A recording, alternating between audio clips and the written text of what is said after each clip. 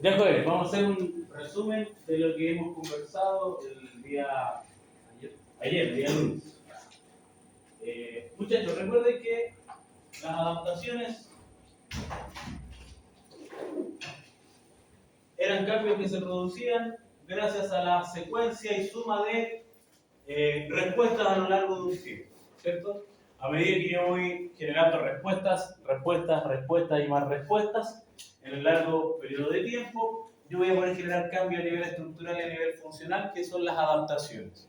¿Qué van a hacer estos cambios que se van a mantener de forma relativamente permanente? No son eternas, pero sí que tienen harto tiempo de permanencia. En este sentido, nosotros analizamos lo que tiene relación con el corazón. Nosotros dijimos que en el caso de los entrenamientos de tipo aeróbico, que son entrenamientos, recuerden que lo que nosotros buscamos es generar altos niveles de frecuencia cardíaca y mantenerlos perdurables por fracciones de tiempo más o menos extendidas. ¿Ya? ¿Sí? Sí. Dijimos también, hicimos el ejemplo de salir a entrenar o andar en la bicicleta. Nosotros dijimos que si comenzamos en una fase inicial donde tenemos, por ejemplo, una frecuencia cardíaca de reposo de 85 latidos y comenzamos a hacer una distancia X, 11 kilómetros considerados en una hora, y yo repito este estímulo constantemente, entreno 15 días, 20 días, un mes, para que vea este proceso de adaptación y de cambio, lo que va a ocurrir es que a lo largo de esas semanas, de esos días, va a llegar un momento en que a nivel de esfuerzo yo voy a llegar, por ejemplo, a los 160 latidos presentados. Parto de 85, salgo, hago los 11 kilómetros, vuelvo, llego con una frecuencia cardíaca a 160 latidos por minuto. Ese fue el trabajo que hice. Y yo repito esto de forma constante, estoy entrenando, como dijimos, unos 15 días. ¿Ya? Mi corazón va a llegar a un momento en que, cuando yo genere el mismo recorrido, los 11 kilómetros, voy, vuelvo, mi frecuencia cardíaca ya no va a llegar a 60, sino a 160, perdón, sino que fácilmente puede llegar hasta a 150, 55, por ejemplo. Al nivel del mismo esfuerzo, el corazón se va a tener que exigir menos. Y posterior a eso, en condiciones de reposo, la frecuencia cardíaca ya no va a llegar a 85, sino que va a descender. Va a llegar a 82, a 80, y así sucesivamente a medida que yo mantenga este nivel de entrenamiento, ¿cierto? Mientras más tiempo entrene, siga haciendo el aumento progresivo de las cargas, es exactamente lo mismo que cuando ustedes van al gimnasio a entrenar musculación. Usted no va y empieza a entrenar con 10 kilos y sigue por 10 kilos durante todo su entrenamiento, ¿cierto? Usted a medida que va progresando las semanas, va aumentando los kilos, va aumentando las cantidades de repeticiones, ¿ya? En este caso, a medida que yo me adapto al primer mes, por ejemplo, ya no voy a hacer esos kilómetros, voy a comenzar a hacer 15, 20, 25, cambiar no solamente a hacer en carretera, sino que hacer camino también que combine un poco de cerro y carretera, ¿cierto? Voy adaptando la carga. En este caso, la carga, como pusimos el ejemplo, viene a ser el pedaleo, el ciclo. A medida que yo voy haciendo estos cambios y los voy manteniendo constante, mi corazón después ya se va acostumbrando al entrenamiento, ¿cierto? Se va volviendo mucho más fuerte, por lo tanto después ya no necesita exigirse de la misma forma. Ya no necesita exigirse hasta los 160 latidos para recorrer la distancia que recorrí, sino que la puede hacer en menor distancia, en menor frecuencia, perdón. Como el corazón se vuelve más fuerte, este corazón necesita obviamente también latir menos veces después en condiciones de reposo. Por lo tanto, las adaptaciones van a tener como significado, ¿cierto? Se van a traducir en una disminución de la frecuencia cardíaca. Tanto de la frecuencia cardíaca de esfuerzo, cuando yo estoy aplicando para una actividad, que después de un par de sesiones de entrenamiento, ya no va a llegar a 160 por el número que dijimos, sino que va a llegar a 150. Va a necesitar esforzarse menos para generar el mismo rendimiento que estaba generando antiguamente con 10 latidos más. Porque ahora es un músculo cardíaco más fuerte, más resistente, que tiene mayor capacidad de poder extenderse para que introduzca sangre. Por lo tanto, después cuando se contrae, expulsa también mayor cantidad de sangre. Eso era el volumen sistólico, ¿se acuerda? Dígame, señor. Eso que usted menciona de que el músculo, o sea, el corazón se vuelve más fuerte, genera una contracción más fuerte, ¿será un factor considerable, por ejemplo, en cuanto al gasto energético, a la cantidad de calorías que yo... Así es. Así es. Si un músculo se vuelve más fuerte, un músculo se vuelve con mayor capacidad de contracción, mayor nivel de tensión, Lo mismo que si mi músculo, si yo mi brazo lo tengo preparado o entrenado para levantar 10 kilos, yo entreno 10 kilos, no puedo levantar 11, pero si yo entreno, levanto 11, después levanto 12, ese músculo en condiciones de reposo igual gasta más energía que cuando estaba adaptado para solo levantar 10. Si aquí mi corazón está latiendo, ¿cierto?, con mayor fuerza, necesita latir menos veces, pero lo hace con mayor fuerza de contracción, es lo mismo, aumenta los consumos energéticos. Por eso, un deportista tiene una tasa metabólica basal mucho más elevada que una persona sedentaria. El deportista solamente estando parado gasta mucha más energía que una persona que es sedentaria que esté parado al lado de él. Solamente porque mi cuerpo necesita mayor energía y mayor combustible para mantener el cuerpo. Es exactamente lo mismo que el motor de un vehículo. Si usted pone a andar en carretera a un vehículo que tiene un motor de 1000 centímetros cúbicos versus uno que tiene un 3.7 de motor, que los 100 kilómetros de 100 cc van a gastar 3 litros de benzina, el otro va a chupar 20, por decir un ejemplo. Es la misma lógica. Un cuerpo que está más entrenado, que tiene más desarrollo muscular, que tiene un corazón que trabaja también a un nivel de contracción más elevado, va a gastar mayor cantidad de energía. Siempre. Siempre. Con menor frecuencia cardíaca. Lo que pasa es que el número es lo menos relevante. La frecuencia cardíaca disminuye, pero la fuerza que está haciendo ese motor, cuando se extiende y cuando se contrae, está gastando el doble de esfuerzo que un corazón que esté haciendo esto. Rapidito, pero lento y corto. Profe, mi consulta, por ejemplo, yo al mes siguiente, si yo quisiera partir desde hoy a empezar a tratar, el mes siguiente tendría que, por ejemplo, aumentar mi dieta 100 calorías más, por ejemplo, considerando este factor. Sí. Claro, ir subiendo. Sí, dependiendo. Por eso el consumo calórico, las dietas siempre son individuales y son también progresivas y adaptables. Porque siempre las dietas se tienen que adaptar a lo que se llama FAP, el factor de actividad física. No sé si usted no tiene nutrición todavía. No. Pero ustedes van a tener después el otro semestre un ramo de nutrición. En el segundo semestre son rápidos. Que donde van a ver que cada persona, ustedes tienen diferentes aportes energéticos. Puede ser que los dos sean deportistas de alto rendimiento, pero los mejores deportistas hacen entrenamiento más aeróbico, los deportistas mixto y netamente de esfuerzo. Por lo tanto, la ingesta calórica, el tipo de distribución de macronutrientes es diferente. No es lo mismo una persona que entrena 3 veces a la semana a una persona que entrena todos los días. ¿Ya? Entonces, por eso se determinan las tasas metabólicas basales, cuánta energía que gasta su cuerpo solo para mantenerlo vivo, cuántas las actividades que usted hace en la semana, cuántos días, cuántas horas. Una correcta planificación alimentaria del deportista de todo eso, cuánto tiempo entrena, cuántas horas, cuánto descansa, qué tipo de trabajo hace aparte del entrenamiento, para poder adecuar y ya directamente la cantidad de energía que su cuerpo necesita. Ya todo el mundo la nutrición deportiva, la parte más compleja de hecho de poder llegar. Ya, requiere esta capacidad de autocontrol de parte del deporte. Ya, pero esto es lo que nosotros ya habíamos hablado del día de ayer. Por lo tanto, en este caso la adaptación cardíaca que se va a producir en el entrenamiento de tipo aeróbico, ¿cierto? Entrenamiento de resistencia, lo que hace justamente es modificar el corazón en esa lógica, el hacer que siempre la frecuencia cardíaca vaya hacia más abajo. Miren por qué. Recuerden que existen diferentes fórmulas para detectar la frecuencia cardíaca máxima. Nosotros vemos la más sencilla de todas, 220 menos la edad. Esto es aplicable para personas que no son deportistas. Ya un deportista esta fórmula no sirve. Pero esta fórmula sí permite rápidamente tener un patrón de referencia para personas comunes y corrientes. Personas que entrenan de vez en cuando, que hacen entrenamiento solamente por temas de salud, 1 o 2 veces a la semana. Para los niños no hay ningún problema, ¿ya? Pero para deportistas son adecuaciones diferentes. Pero es para que tengamos la lógica nomás de qué es lo que les quiero comentar.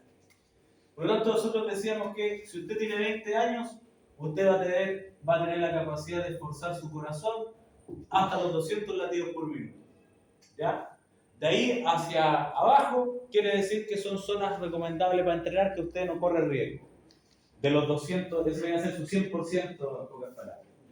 Es lo mismo que las cargas. Es como el RM en las cargas. Por lo tanto, cuando usted entrena, sabe que llegando hasta esos 200, su corazón todavía está en una zona segura. Después de eso, más de eso, usted corre el riesgo de que su corazón no funcione correctamente, se altere, haya un fallo, porque lo está sobrecalentando. igual que fundir el motor de leche, lo sobrecalienta. Por lo tanto, ese es el 100%. ¿Ya? Por lo tanto, si yo en condiciones de reposo soy una persona, como dijimos, sedentario, que no entrena casi nunca, un par de veces, y yo parto de 85 latidos por minuto. ¿Ya? Por lo tanto, voy a tener 115 latidos para yo poder hacer un esfuerzo. Tengo solamente 115 latidos de marco de referencia por las cuales yo voy a poder entrenar. Piensen que yo eso estando en reposo. Una vez que yo me comienzo apenas a caminar, a mover, la frecuencia cardíaca rápidamente va a empezar a subir. Si yo no tengo un nivel de entrenamiento adecuado, mi corazón se va a disparar rápidamente porque no va a saber ajustar las intensidades para el estímulo que yo le estoy entregando, si va a ser algo nuevo y desconocido para él. Por ejemplo, eso es más común en la gente mayor. ¿Qué pasa? Eso que dices tú, por ejemplo, una persona de la tercera edad, si se lo pasa en su casa encerrada, sin salir mucho, y por X motivo le toca ir a dar parte caminando, se le puede alterar mucho. Al tiro de un viaje, si no solamente las personas de avanzada edad, hoy en día es muy común gente joven que tiene pésimos niveles de condición física, personas que hasta que a mismo, pues chicos, yo he visto a muchos estudiantes de acá mismo en la carrera subiendo del primer al segundo piso en ascensor. Del primero al segundo piso de ascensor, eso ya es extremo, es imperdonable para, sobre todo para ustedes como estudiantes de la carrera. Yo que me subo bajo la escalera, yo creo que unas 100 veces durante el día ando leyendo correr. Entonces, no es solamente la persona adulta. Hoy en día los jóvenes son incluso hasta más flojos que las personas adultas. O sea, esto tiene que ver directamente con el nivel de ejercicio que yo hago. Ya, solamente para los niños es la misma lógica. Si yo no estoy acostumbrado a someter a mi corazón a estímulos, a esfuerzo, subir escaleras, bajar escaleras, caminar rápido, ya, uno va a la calle y las personas cruzando la calle así. Yo, así cruzan la calle, así, cabros jóvenes, niños del colegio, de la universidad, caminan por las calles que parece que no, viven, es como el oso perezoso de Zootopia. Sí, exactamente eso me vale la mayoría. Ya no existe uno machista, como así, todo el día corriendo, saltando, los jóvenes hoy en día, nada, el estilo de vida es completamente diferente. Pero, ese es el futuro. ¿No hay otro país así? No, esto es un tema idiosincrático, es un tema de esto, exactamente. Es un tema netamente de acá arriba. Ya, por lo tanto, volvamos acá. Si yo tengo una frecuencia cardíaca en reposo de 85, voy a tener solamente 115. Si yo soy aún más sedentario, más encima tengo factor de obesidad, por ejemplo, puedo fácilmente, muchachos, tener en reposo 100 latidos por minuto. De hecho, hasta 100 ya se considera saludable, según la Organización Mundial de la Salud. Hay personas que en estado de reposo tienen hasta 110, 115 latidos por minuto. Por eso también respiran cortito, por eso se paran, caminan y quedan agitados, porque el corazón ya se les pasa a ir por la boca. Por lo tanto, imagínense, si yo tuviese una condición más mala todavía y tuviese 100 latidos por minuto, quiere decir que mi rango de referencia son solo 100 latidos más para yo poder seguir aumentando.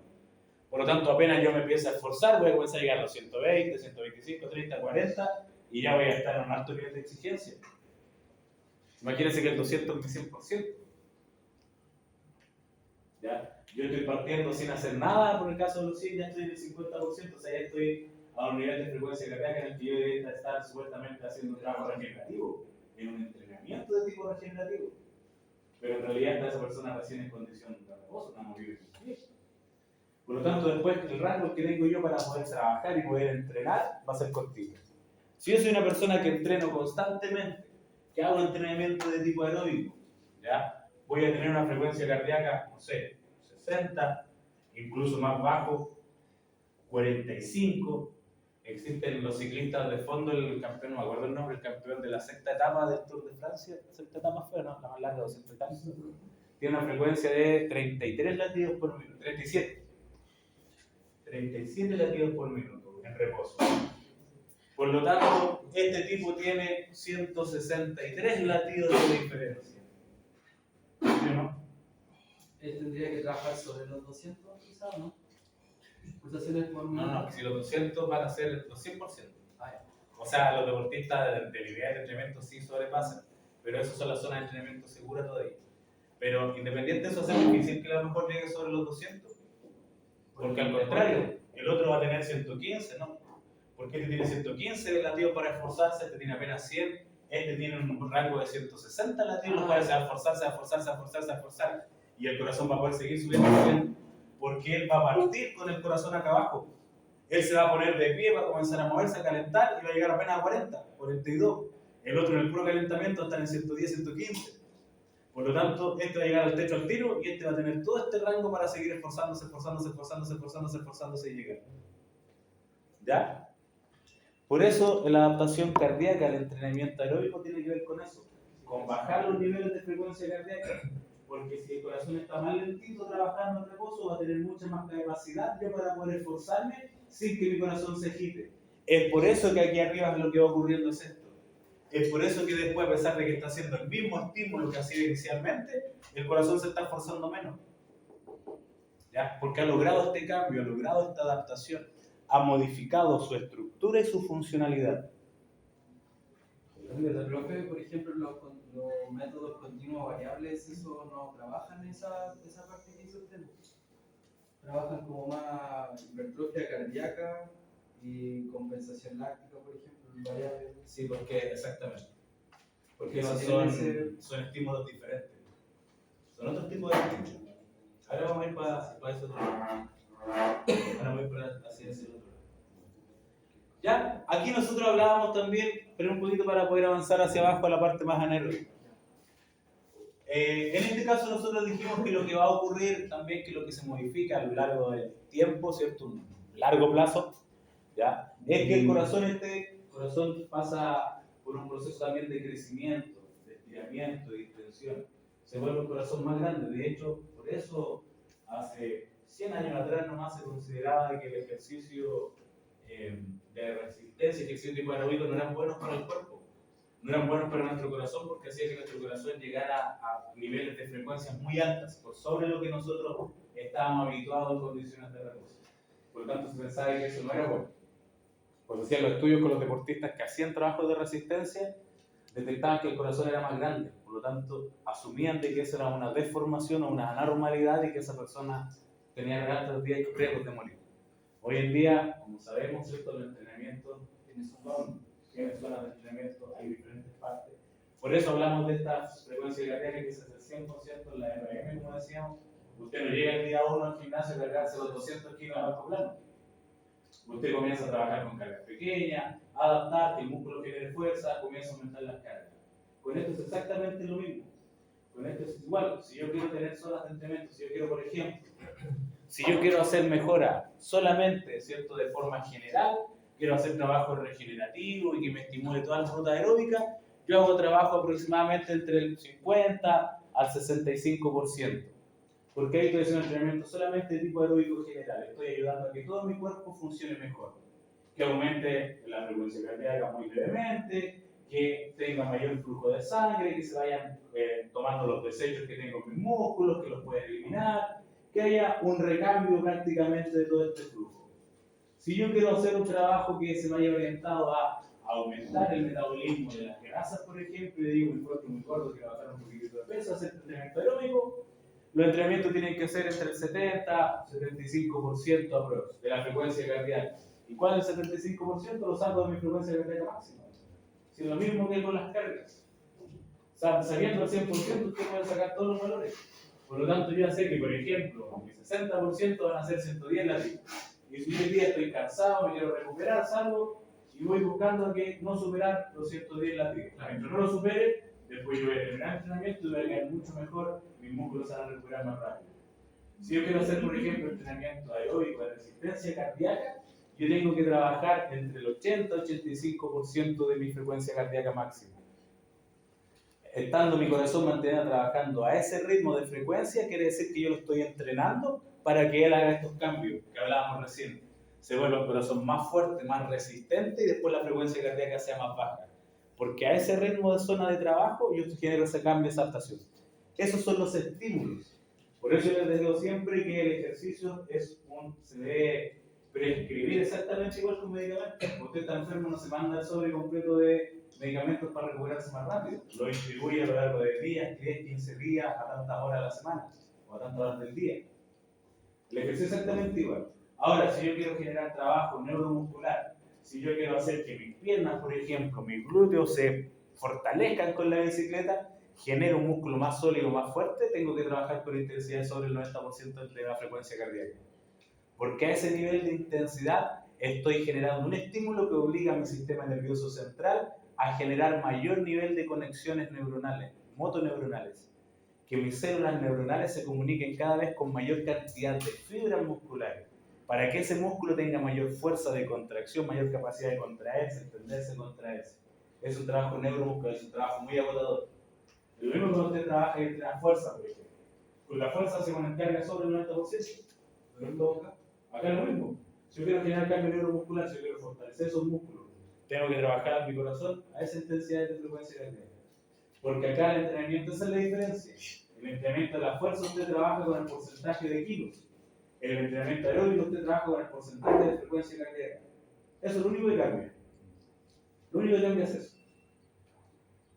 ¿Ya? ¿Se entiende? Sí. Muy bien. En cuanto a los vasos sanguíneos, nosotros hicimos mención también que los vasos sanguíneos son indispensables en este cambio, porque el corazón, recuerden que los cambios de frecuencia, de fuerza, lo que permiten es que el flujo de sangre corra de mejor forma y más rápido. ¿Ya? Por lo tanto, no solamente tiene que cambiar la estructura del corazón, que es la que se contrae y expulsa sangre, sino que también tiene que cambiar la estructura que se encarga de transportar toda esa sangre a mi cuerpo. ¿Sí? Es igual que las cañerías de la casa. Cuando las cañerías de la casa están viejas, por ejemplo, se revientan y comienza a saltar el agua y queda la pura embarrada. Si yo soy una persona que entreno, el solo hecho de yo entrenar hace que mi presión sanguínea aumente.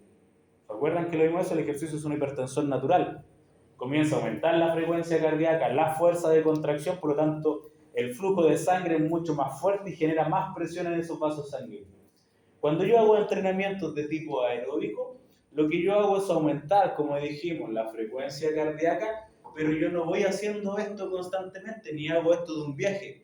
Yo voy haciendo un entrenamiento que permite que la frecuencia vaya aumentando, por lo tanto la presión también va aumentando de forma paulatina hasta que llegue a los niveles de entrenamiento que yo quiero y se mantiene estable, ¿cierto? Por lo tanto, ese estímulo, ese aumento de la presión y ese mantenimiento de la presión alta, lo que genera es enviar estímulos suficientes para que estos vasos sanguíneos hagan un cambio. ¿Y qué cambio hacen? Un proceso que se llama angiogénesis. Si este músculo tiene dos vasos sanguíneos grandes, por decir un número, que le transportan sangre, este músculo, para poder seguir trabajando con entrenamiento aeróbico, va a necesitar constantemente sangre, oxígeno, nutrientes. Lo que hace es que esos vasos sanguíneos que recorren el músculo se comienzan a multiplicar, comienzan a generar mayores redes, mayores ductos que se van a encargar de recorrer mayores rincones del músculo. Por lo tanto, ese músculo se va a adaptar teniendo mayor cantidad de vasos sanguíneos. Por lo tanto, es una máquina de producción de energía que va a tener gran inyección de combustible. Por eso, los deportistas de resistencia puede ser la capacidad de trabajar durante tiempos prolongados de esfuerzo, porque toda la maquinaria que está produciendo energía va a tener constantemente flujo de sangre, flujo de oxígeno, flujo de nutrientes, remoción de desechos, disminución de la temperatura corporal, por lo tanto va a estar trabajando ahí perfectamente. ¿Sí? ¿Cómo se llamaba el...? Angiogénesis.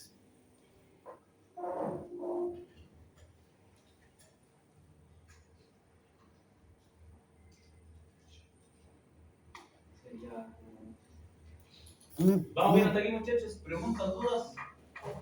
Sería hipertrofia o hiperplasia de los vasos sanguíneos. Angiogénesis. Génesis es creación. Cuando es angio hace referencia a los capilares. Por eso angiogénesis es creación o formación de capilares. Una hipertrofia es un aumento de tamaño. Hipertrofia se describe como el aumento transversal de los filamentos de miocina. Eso es el concepto de hipertrofia. Tiene relación con en este caso con los vasos sanguíneos. Por eso se llama angiogénesis, creación de vasos sanguíneos, creación de capilares. Profe, ¿cómo le entrega sangre al músculo. Por los capilares, por proceso de difusión. Si el músculo se expande, no se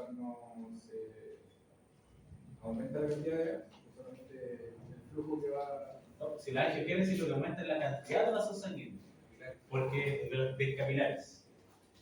Y se traspasan, los oxígenos, los nutrientes se traspasan a los músculos a través de la difusión. Los vasos sanguíneos son los más pequeños, tienen solamente una membrana, están a nivel muscular y estos pasan aquí a través de difusión simple, de la capacidad de poder traspasar esta membrana de un lado a otro. Por eso pasa solamente a nivel de los capilares, que el capilar es el que tiene contacto directo con el músculo, con el tejido. Ahora la nota. ¿Entendido? Igual me di cuenta que el entrenamiento aeróbico es más fácil cuantificar que el anaeróbico. Cuanto a las pesas y todo.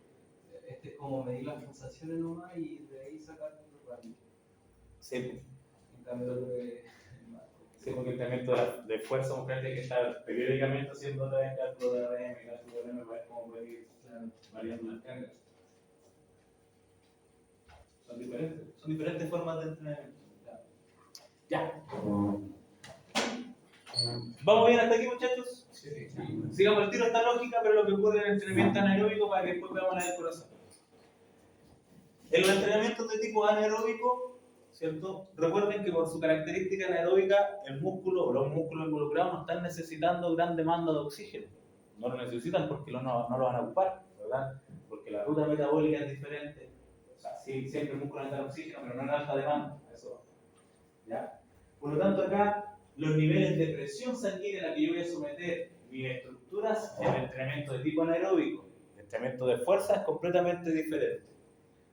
Cuando usted va a levantar una carga, va a hacer un peso muerto, ¿qué hace? ¿Está todo flácido para levantar el peso muerto? No. Genera un nivel de tensión, controla hasta el flujo de respiración para poder generar todavía una mayor presión interna que le permite tener mejor estabilidad y tener mayor capacidad de poder levantar la carga, ¿cierto? Si usted levantando y se ríe, se le va a caer, se puede hasta lesionar, porque pierde todo ese nivel de tensión, solidez y estructura para estar soportando la carga. El otro día había una atleta que se orinaba. Sí, siempre es como un verbo de orinar. O mira, así. Por lo tanto, lo que yo hago en ese caso, que hago un entrenamiento de fuerza, un entrenamiento de tipo anaeróbico, lo que estoy haciendo es someter a mi cuerpo a grandes niveles de presión sanguínea. No estoy haciendo que la presión aumente así y se mantenga, sino que hago que la presión aumente así. De un viaje, porque estoy acá relajado y llego, levanto, marco y bajo. Tengo un pic de aumento de la presión. Por lo tanto, los vasos sanguíneos van a estar recibiendo un estímulo diferente al anterior. Como estos aumentos de la presión son tan abruptos, tan rápidos y tan altos, los vasos sanguíneos se tienen que también adaptar y modificar. No lo hacen generando mayores vasos sanguíneos porque no tiene sentido, porque el músculo no necesita que llegue a gran cantidad de oxígeno, sino que el músculo necesita que estos vasos sanguíneos soporten ese nivel de tensión tan alta. Por lo tanto, lo que ocurre acá con los vasos sanguíneos, no recuerdo el nombre, lo voy a buscar, pero lo que ocurre aquí con los vasos sanguíneos es que se tenían esos dos vasos sanguíneos iniciales, estos vasos sanguíneos van generando mayor capacidad de resistencia, firmeza, dureza. Se vuelven vasos sanguíneos más grandes, más gruesos, más duros y más resistentes. ¿Ya? Van generando esos mismos vasos sanguíneos, esas mismas estructuras, grosor. Van haciéndose mucho más resistentes para poder soportar los altos niveles de presiones sanguíneas que el deportista le va a aplicar cuando realiza el esfuerzo. No recuerdo el nombre de ese cambio, pero lo voy a buscar. ¿Vamos que se entiende, muchachos, o no? Sí. Por lo tanto, como el entrenamiento de esfuerzo, ustedes mismos se han dado cuenta, cuando usted va al gimnasio y hace entrenamiento con cargas, con pesas, ¿cómo quedan después los vasos sanguíneos en los brazos? Todos marcados, todos hinchados. Los que hacen entrenamiento también con miembros inferiores, exactamente lo mismo. Los vasos sanguíneos se inflan mucho, se endurecen, ¿ya? Porque los niveles de presión a los cuales usted los sometió fueron elevados. El flujo de sangre creció, aumentó, y estos vasos sanguíneos están con mucha presión. Y para poder soportar esos niveles de entrenamiento y de presión, lo que hacen es modificar justamente en eso. Se vuelven más rígidos, más resistentes, más duros, más grandes, para soportar los mayores niveles de presión. ¿Se dan cuenta que las adaptaciones son diferentes dependiendo del estímulo? Por eso, Usain Bolt nunca va a ganar una maratón. Kipchoge nunca va a ganar los 100 metros planos. Son dos deportistas de élite, los mejores en su disciplina, pero son deportes completamente diferentes. Son estímulos a todo su organismo completamente diferentes, por lo tanto, se adaptan, cambian y se modifican para responder a la secuencia de estímulos que yo le doy. Por la disciplina como tal. Por la disciplina, eso es referencia. El estímulo que usted le da a la disciplina, el tipo de ejercicio, el tipo de entrenamiento. ¿Ya? ¿Se entiende, chicos? Sí. ¿Preguntas, dudas? ¿Dudas? ¿No? Ya. En cuanto al corazón, ¿qué es lo que va a ocurrir con el corazón? En el caso de los deportes de tipo anaeróbico o entrenamientos de fuerza, no vamos a ver marcadamente estas diferencias tan amplias como en el caso del deporte aeróbico, ya que los entrenamientos de tipo anaeróbico, ustedes los deportistas no hacen un aumento de la frecuencia cardíaca progresiva ni lineal, no hacen esto ni lo mantienen durante todo el entrenamiento. ¿Están así? ¿Cierto? Son a través de picos de aumento de intensidad. Aunque usted haga sesión, ¿cierto? Usted ya, banco plano, ¿cuántas series hace? 3 series de 15 repeticiones por decir.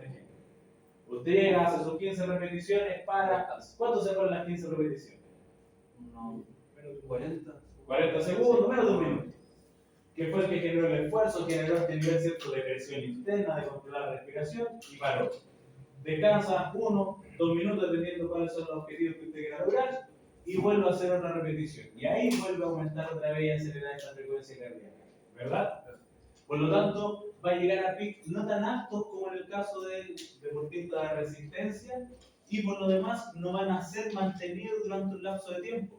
Si yo me voy a dar un recorrido de 100 kilómetros, me voy a demorar, no sé, 5 horas. Van a ser 5 horas las cuales yo voy a tener mi frecuencia cardíaca elevada, arriba. En cambio, el entrenamiento muscular no va a ser así. Por lo tanto, los cambios que se van a producir en este corazón no va a ser tan marcado en cuanto a la disminución de la frecuencia cardíaca. Si el deportista que haga entrenamiento va a tener una frecuencia cardíaca relativamente más baja que una persona sedentaria, siempre. Pero lo que va a ocurrir es que este corazón se va a volver, sí, más fuerte para bombear con mayor fuerza. Eso sí que sí. Y este bombeo lo va a lograr gracias a una hipertrofia miocárdica. El miocardio es el músculo cardíaco. Entonces, una hipertrofia del músculo del corazón hace justamente que el tamaño del corazón sea mucho más ancho, más grueso. Lo que va a ocurrir es que este corazón, me quedo más chacha el corazón,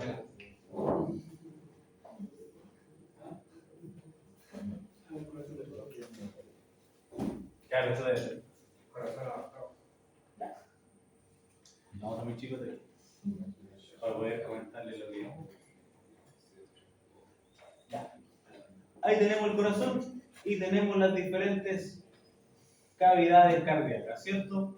Tenemos los dos aurículas, los dos ventrículos, ¿correcto? Ya. En este caso, con los entrenamientos de tipo anaeróbico, entrenamientos de fuerza, lo que busca el deportista es que sea capaz de generar grandes niveles de frecuencia cardíaca, pero también que el corazón sea capaz de bombear con mucha fuerza, de contraerse rápidamente. Por lo tanto, lo que va a ocurrir con ese nivel de estímulo, con ese tipo de estímulos, es que este corazón va a comenzar a hipertrofiar la pared ventricular izquierda. O sea, la pared del ventrículo que está acá, ventrículo izquierdo. Por lo tanto, esa pared muscular va a ser mucho más gruesa y más ancha que el corazón de una persona que no hace entrenamiento de fuerza. Para que cuando este corazón se contraiga, pueda hacerlo rápidamente.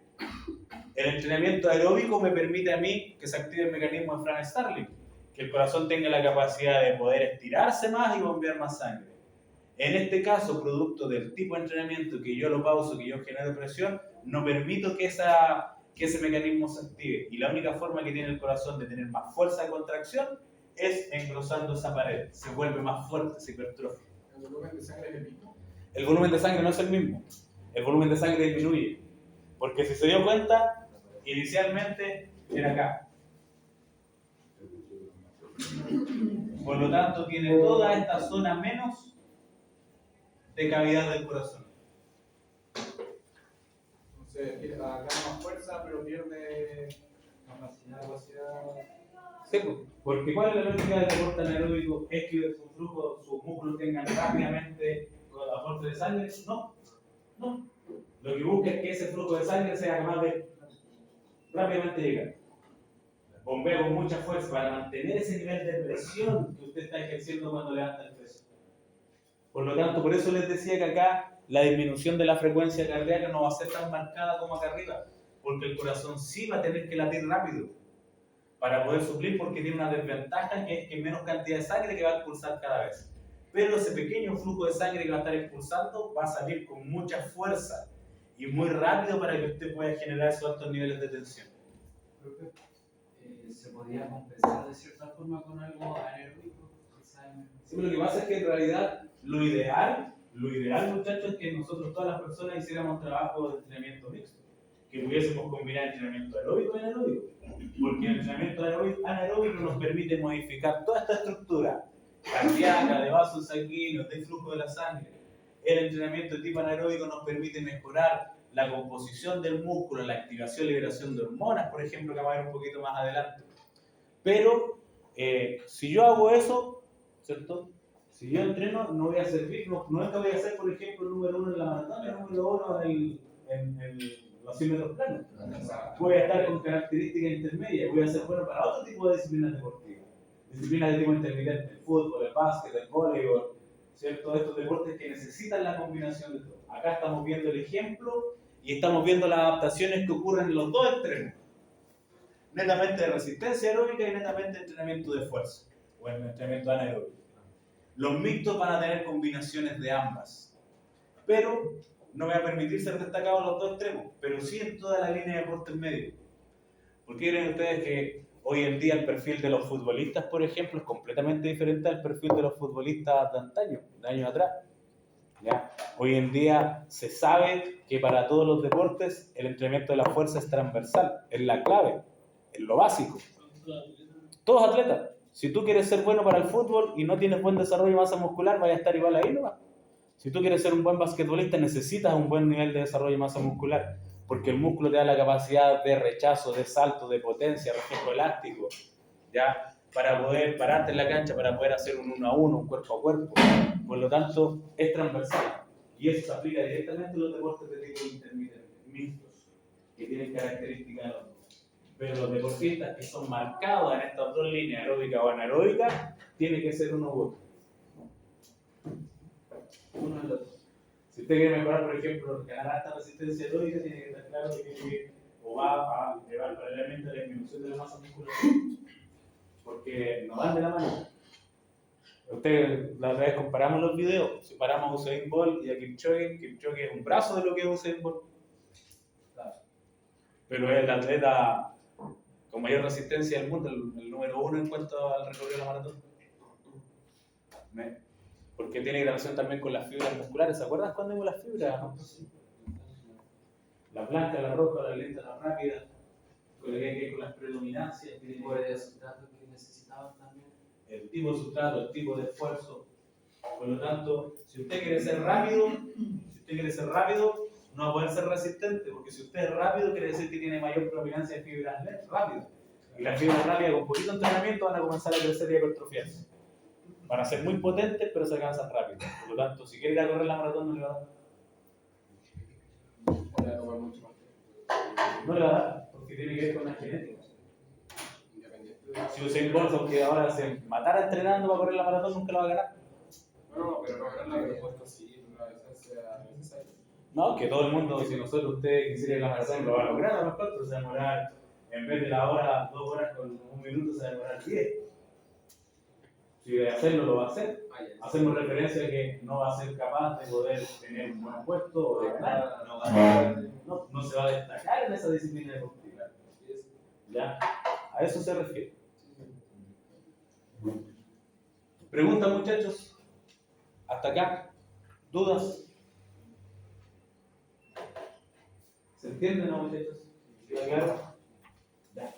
Muy bien. Voy a tener entonces aquí la grabación.